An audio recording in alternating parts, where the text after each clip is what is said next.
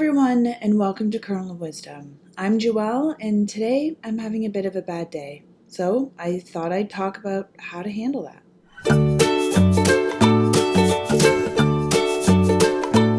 All right, so today is just going to be one of those days, but that happens and it's normal. And I think one of the first things is trying to acknowledge that it happens and that I can deal with it. But in order to deal with it, I also kind of want to acknowledge how to deal with it. One of the first things I tend to do is acknowledge what feelings are present. For me, right now, that is a bit of shame and guilt, as well as anger, especially directed at myself, but a lot of just sadness. And the reason it's important to acknowledge the emotions is, one, it forces me to acknowledge there's more than just the sadness there, because that's the heaviest one today. And so it adds some acknowledgement of the confusion or the complexity that might be felt. And then the other thing is that labeling those emotions helps to feel a bit more in control of them, or at least aware of them so they don't get the better of me. One of the things that's really, really natural with sadness is that it makes you want to withdraw, makes you want to pull back. It's an emotion that causes, even if you see hurt animals, to kind of pull into their dens, to come away, to seek support of their networks. And so maybe it's a little bit about why I'm making this video, but I also want to be cautious about not over withdrawing, about not letting the sadness kind of pull me into its own mood. One of the things to be mindful of on a bad day is the tendency to engage in behaviors that make us feel even worse. And so acknowledging that sadness is there keeps me on a bit of alert for that. It wouldn't be that helpful to be sad and then also engage in things that are going to make me more sad. Listen to music that's going to make me more sad. To eat something that I think is going to provide some comfort but actually makes me feel a bit kind of sickish or crummy. To be mindful of sleep, rest, to engage in movements that are going to feel good, that are going to help me soothe myself a little bit rather than pull even deeper into that sadness.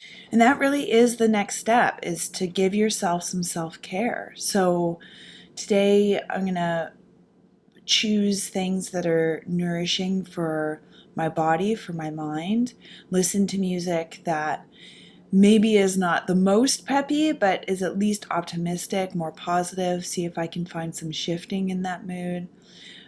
Put some essential oils in the diffuser and soothe myself through some really beautiful scents.